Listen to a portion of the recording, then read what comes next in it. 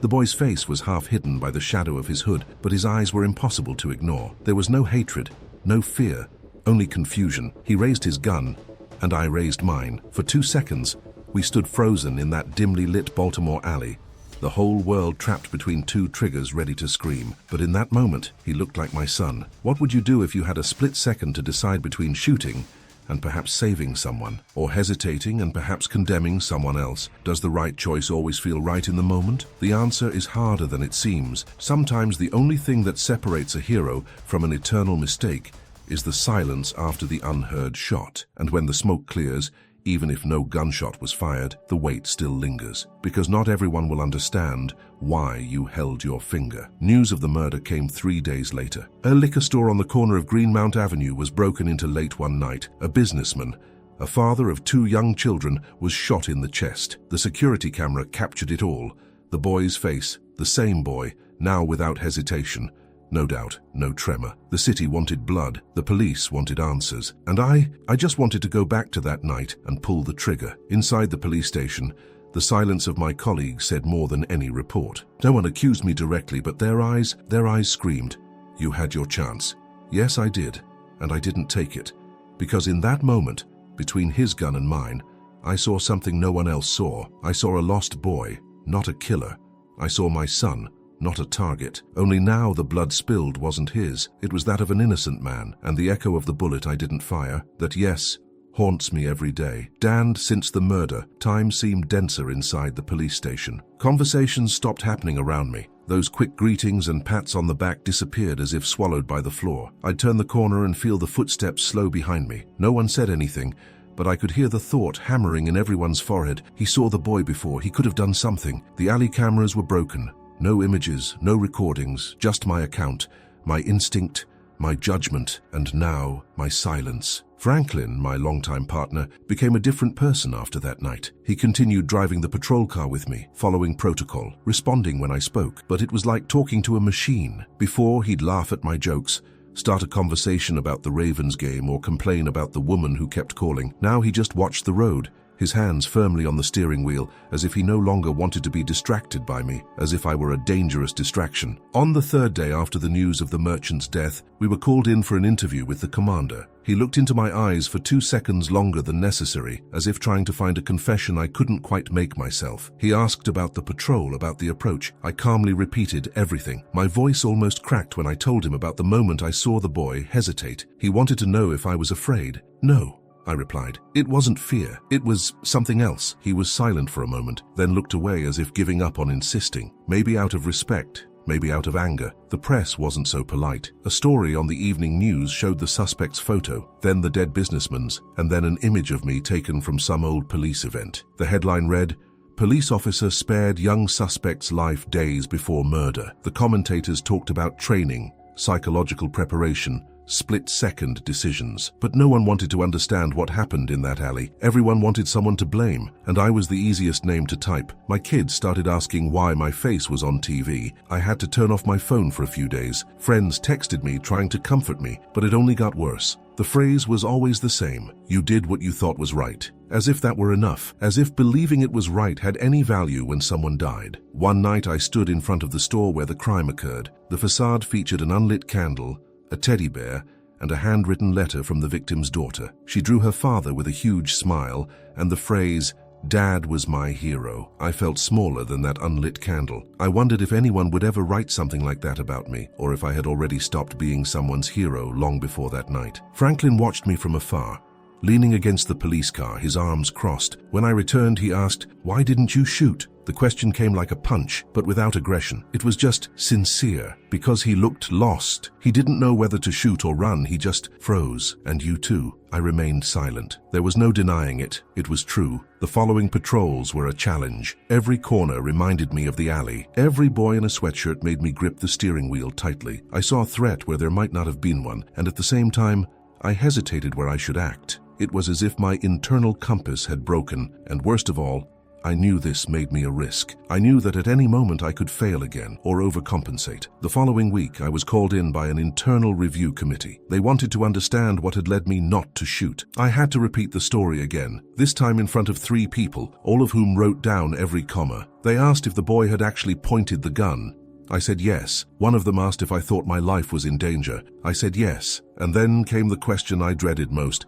Then why didn't you shoot? I took a deep breath. There was no way to avoid it anymore. Because he had my son's eyes. There was silence. No one wrote anything for a few seconds. Then one of the evaluators wrote something down, but with a blank expression. I wasn't sure if this was acceptance or contempt. After that, the whispers began. They said I was shaken, that I might no longer be fit for the streets, that I should be reassigned. One of the veterans suggested I request a transfer to the administrative department. Indefinitely, they said. The word sounded nice, but it sounded like exile. The last time Franklin and I patrolled together, he dropped me off in front of the police station and was silent for a long time. Before I left, he said, "You missed, Ray, but not because you didn't shoot. You missed because you never prepared yourself to live with the choice." I closed the door without answering. Maybe he was right. Maybe my real mistake was believing that decisions like these end the moment they're made. But some choices keep unraveling like an invisible thread holding you to the ground, even when the world has moved on. And in that moment, as I looked at my reflection in the glass door of the police station, I realized something that until then I had avoided thinking about. I no longer knew who I was without the uniform, and perhaps after that night, the uniform no longer knew who I was either. I didn't know his name until I saw the file. Tyrrell Jenkins, 16 years old, single mother, absent father, 2 theft records, 1 gang arrest.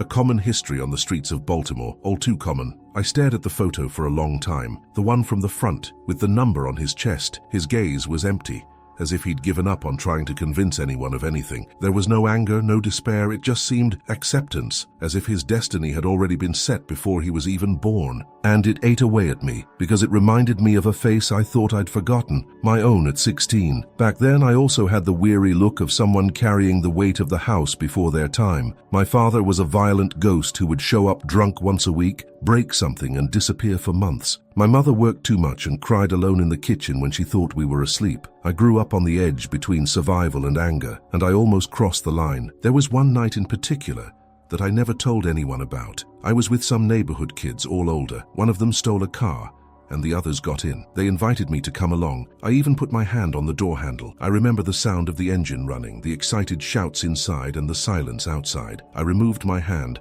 I stood on the sidewalk. They left without me. The next day, 2 of them were arrested. One escaped. The other was shot in the spine. He was paralyzed. And me? I went home trembling. I never told my mother about it. When I saw Tyrrell in the interrogation, I had a strange impulse. I wanted to ask if he'd ever had that same moment of doubt, if he'd also ever had his hand on the doorknob of a destination he almost chose but hesitated for a second, and if after that the world pushed him back into the car, as if he had no real choice. He didn't recognize me, or pretended not to. He didn't look at me. He kept staring at the ground, as if looking at me was harder than facing the sentence that awaited him. I understood. He didn't need to see me. He'd seen me before, back in the alley, when he froze, when we shared the same fear and the same doubt. That night, I got home and stared at myself in the bathroom mirror. I took a good look. It had been a while since I'd truly looked at my face, the new wrinkles, the unkempt beard, the heavy weight in my eyes, but there in the reflection was still the boy I once was, the boy who almost got arrested, the boy who almost destroyed his own life out of anger, out of exhaustion, out of seeing no way out. My wife knocked on the door and asked if I was okay. I said yes, but I wasn't. I was silently tearing myself apart, feeling like that kid in jail, accused of murder. Could have been me, or even worse, that maybe hides me, only in a version where no one reached out at the right time. I spent the week with this gnawing at my mind. I dug through old files and requested access to his medical records. I saw that the school had suspended him 3 times for assault. A teacher even attempted mediation with his mother, but it never worked. And there was one detail that stuck with me more than any other.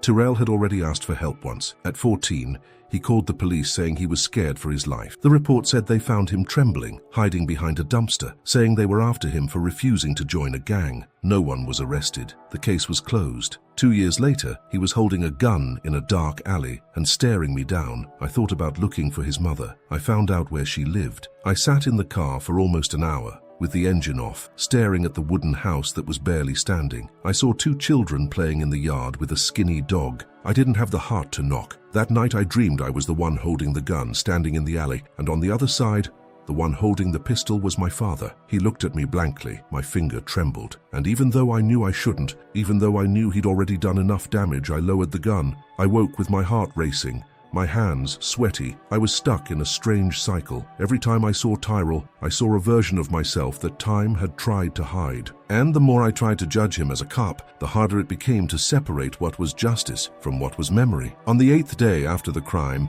Franklin invited me for coffee. We sat in a rundown diner far from the police station. He looked at me more calmly than usual. After a moment of silence, he said, "You know why you're broke, Ray? Because you're trying to carry a kid's mistakes, as if they were your own." I shook my head slowly. It's not his mistakes that destroy me. It's the fact that he never had the chance to make a different mistake. I had. He didn't. Franklin took a deep breath. He stirred the sugar into the coffee until it dissolved completely. "Maybe it's not your job to fix this, but maybe it's your job to make sure the next kid gets that chance." His words stayed with me, because for the first time in days, someone wasn't trying to blame me, but they weren't trying to console me either. They were, perhaps, showing me a path. One I still didn't know if I had the courage to follow. I went back to the alley 3 times. The first time was alone at night, parking the patrol car just before the corner. I walked slowly, listening to the sound of my own footsteps on the dirty asphalt. The dim light from the streetlights made everything seem more real than I wanted. Graffiti marks on the walls, the smell of accumulated trash, and a broken bottle near the wall where Tyrell leaned his back. I stood there for minutes, trying to remember if he said something, if he made a movement I missed, if the gun was actually pointed at me or at the ground. The second time was with the forensic team after they cleared the scene. His gun was found the next day, discarded in a nearby trash can with no fingerprints. It matched the bullet that killed the merchant. They said that was certain enough. But deep down it looked more like a poorly tied noose trying to close a box no one wanted to open properly. The case needed closure, and someone needed to pay. The third time was when I found a woman crying, sitting on the sidewalk. It was the wife of Jamil Carter, the dead merchant. She had a bag of wilted flowers and his photo printed on a folded sheet of paper. The makeshift frame made it seem as though this was the maximum mourning could achieve in a neighborhood where everything seems temporary, even pain. "Do you need any help?" I asked, even though I knew I had nothing to offer. She looked up slowly. Her face was puffy, her hair hastily tied back, and she had the look of someone who no longer expected anything good from anyone in uniform. "Are you the police officer who let that boy escape?" The words came cold. It wasn't an accusation nor a real question. It was just the truth spoken without restraint. I nodded silently. She stared at me for a moment, then looked at the floor. "He always closed the store early. He was afraid of the street. He said he could sense when danger was near. That night he was 5 minutes late because he went to buy some chocolate for his youngest daughter. 5 minutes. There was nothing I could say, nothing that could mend that gap, because it wasn't just about her husband's life. It was about the 5 minutes. About the chocolate, about her daughter, about everything that was left over from a choice no one saw coming, only me. Later, I reached out to the social worker handling Tyrell's case. She had the weary look of someone who's seen more requests denied than granted. "His mother doesn't want to talk," she said, after hearing my name. "She thinks you're trying to protect yourself or clear your conscience." What if that's the case? She looked at me in surprise. I don't think she expected that answer. "Even so, you don't have that right." She was right, but the truth was, I no longer knew what rights I had. Everything seemed gray, blurry. The codes that had guided me before, honor, duty, justice, seemed too distant from all of this. I could no longer bear the burden of deciding what was right. I just wanted to hear someone say that there was still some kind of fix possible. I walked back to my car and stood there, remembering the night I saw Tyrell. I began to jot down every detail on paper: the position of his body, the distance between us, the direction of his arm, the height of his gun, the tone of his breathing. I wanted to reconstruct the moment like a jigsaw puzzle. I tried to remember if he blinked, if he hesitated before raising his hand, if I saw fear, or if who see fear. At the bottom of the page, I wrote a sentence and stared at it for almost an hour. What if I was wrong? That question became the second bullet, the one that wasn't fired, but entered me slowly, and the more time passed, the deeper it sank. One day, as I was leaving the police station, I found Tyrell's older brother. Tall, thin, covered in fresh tattoos. He leaned against my car and said, "I know who you are." I was on alert. He laughed, as if he sensed it. "Calm down. I didn't come to do anything to you. I just wanted to look into your eyes." I waited. When Tyrell was little, he wanted to be a police officer. That dream didn't last long, but he had a little doll in a uniform. It said he would arrest all the criminals and that no one would die in the neighborhood anymore. One day he saw a friend get shot in the chest and the boy's mother thrown to the ground, screaming. After that, he started to keep quiet. And he started hanging out with people who offered shields, not law. I swallowed hard. I didn't know if he wanted to blame me or comfort me. Maybe he didn't even know. "You had a chance to save my brother," he said. "You didn't." But then again, maybe no one would have saved him a long time ago, not even me. He left, and I was left there. No anger, no relief, just emptiness. That night, I sat in the dark living room of my house. My children were already asleep. My wife didn't ask where I'd been. I wouldn't have an answer either. I stared at an old photo on the shelf.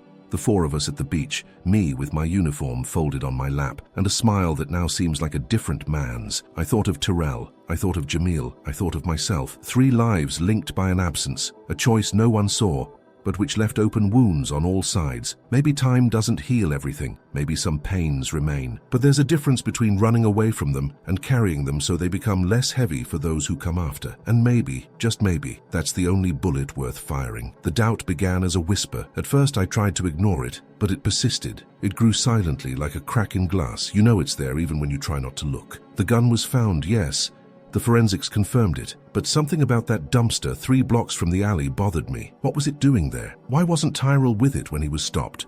Or was it, and I didn't see it clearly? Did he throw it away before fleeing? Or was it that he never had a gun at all? And that was just the police's way of conveniently closing the case. I spent nights turning these questions over. Every detail in my memory was both a clue and a trap. The more I thought, the less certain I became. I remembered his arm raising, but was the gun really in his hand? What if it was a cell phone, or just the reflection of light on a piece of metal? I decided to review the photos of the seized weapon. It was a .38 caliber revolver. Rust on the barrel, the serial number scratched off. An old model, the kind that passes from hand to hand in neighborhoods where no one asks where it came from, only who's next to use it. But what bothered me was the age. The gun was clean, no fingerprints, no marks of blood, sweat, or alley dirt, as if it had been planted or forgotten there long before Terrell was found. I spoke with the officer who filed the seizure report. He told me that a local resident called to report a gun in a dumpster. When they arrived, they found the revolver wrapped in an old shirt. No one saw who left it, no cameras, no witnesses. "Do you believe that was the boy's gun?" I asked. He shrugged. "I have no idea, but it served to close the investigation. And that's what matters, isn't it?" That phrase stuck in my chest for days. He served to close the investigation, as if the truth had been dispensable, as if it were just another cog in a system rushing to clean up its own mess. I returned to the alley once more during the day.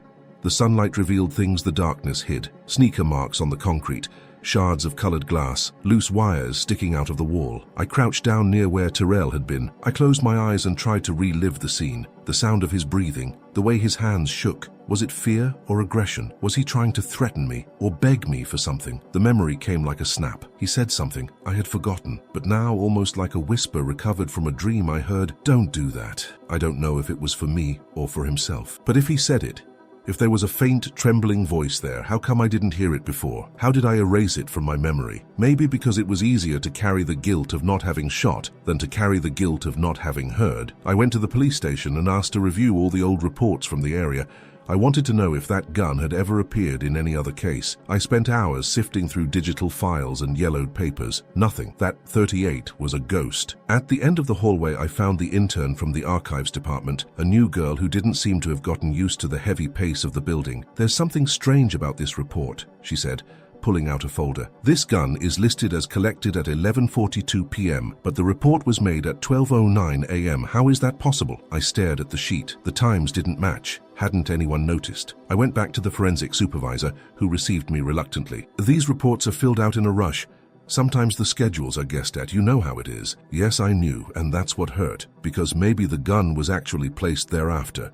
Or maybe it appeared before, and they used it to plug a hole in a more convenient situation. Or maybe it wasn't even his weapon. Maybe it was just another one thrown by someone whose name we'll never know. But what ate away at me the most was thinking, what if he was surrendering? What if the raised hand, that gesture that paralyzed me, wasn't a threat, but a request for a truce? The following weeks were the quietest of my life. I went to the police station, did my job automatically, answered whatever was needed. But inside, everything was noisy. One night I sat with my oldest son, Liam, who is 12. He was playing a game on his phone and I asked out of the blue, "Son, would you have the courage to face me if you knew I let someone die?" He looked at me with big, scared eyes. "Did you do this?" It took me a while to respond. No, not directly, but maybe because I believed in something that wasn't real. He was quiet for a while, then looked back at the screen. Dad, sometimes we see what we're afraid to see, even if it's not real. That hit me like nothing else had, because maybe what I saw that night was a reflection of my own fear. The fear of being wrong, the fear of failing, the fear of shooting a kid and carrying that around with me forever. Ordo not shoot and carry what came after. We may never know if Tyrell actually had a gun. Maybe even he didn't know deep down what he wanted that night. But I knew the gun that hit me. That one was real, and it was still pointed at me every time I closed my eyes. It took me weeks to gather my courage. I checked the number on the card every day, but I left it there, among old papers in the kitchen drawer. But there was something that wouldn't leave my mind. My son's voice. That simple phrase,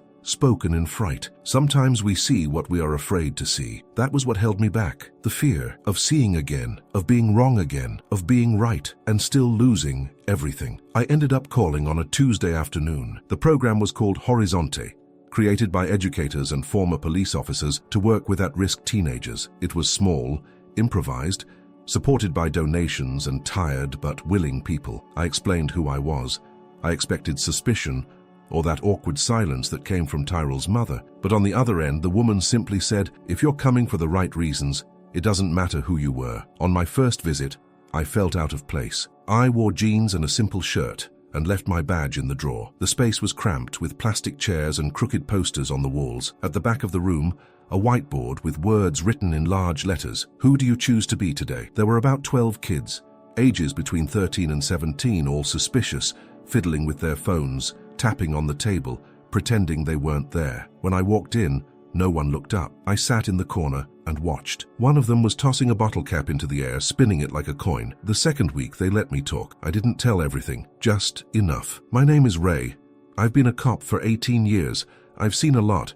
I've made mistakes too. One of the boys laughed. A short, mocking laugh. I shrugged. There was a day when I had the chance to stop someone from doing something stupid. I thought I saw danger, but maybe he was just asking for help. They were silent. That was the most I could hope for. I started going regularly. I helped with boxing exercises and conversation circles.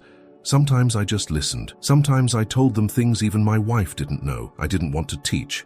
I just wanted to be there, one day at a time. That's where I met Jaden. He was 15 with a raspy voice, always wearing a hood over his head. He had poorly done tattoos on his arm, a deep scar on his neck. The others respected him in a strange way. He never said much, but when he did, everyone listened. The first time we exchanged words was after a workout. He came to get a bottle of water from me. He said, "You're the guy who let the kid run away, right?" I didn't answer right away. I just stared at him for a moment. "And you're the boy who's thinking of doing the same?" He gave a crooked smile. "Perhaps. Are you waiting for someone to make a mistake with you so you can have an excuse?" He frowned. He hadn't expected me to say it like that. Neither had I. "I'm just living my life." "No, you're choosing how to get out of it." He was silent, then walked away. After that, he started avoiding me, but I didn't care. I knew that sometimes silence is just the beginning of something bigger, so I waited. The following Friday, I got a call at 2 in the morning. It was the project coordinator. Jaden was caught trying to rob a grocery store with 2 others. The police got there first. He's at the station now. I got out of bed without thinking. I drove silently through the empty streets, the steering wheel firmly in my sweaty hands. When I arrived, he was sitting in a cold room, handcuffed, his gaze defiant. One of the officers looked at me with contempt. I knew what they were thinking, that I was just another kid trying to become a statistic. I asked to speak to him alone. "What's up? Are you going to lecture me now?" I sat in front of him without a uniform, without a weapon, just wanting to stop that look from becoming another face in the newspaper. I had one chance, just one, and I didn't do what I should have. I thought saving someone meant not shooting. Today I understand it's much more than that. It's being there when everyone else turns their backs. He looked at me, for the first time, without mockery. "And do you think you can save everyone?" "No, but maybe I can stop you from pulling the trigger that will bury you alive." Gradually, his shoulders relaxed. The hardened look faded for a moment. It wasn't redemption, but it was something, a space of doubt, and sometimes that's all you need. In the following weeks, Jaden returned to the program. Quieter than ever, but present, he participated. He listened. One day, at the end of a class, he handed me a folded sheet of notebook paper. Inside was a simple drawing. 2 men in a dark alley. One held a gun, the other a flashlight, and between them a line on the ground. Below he wrote, "Not everyone wants to shoot. Some just don't know where to run." I kept the paper in my wallet.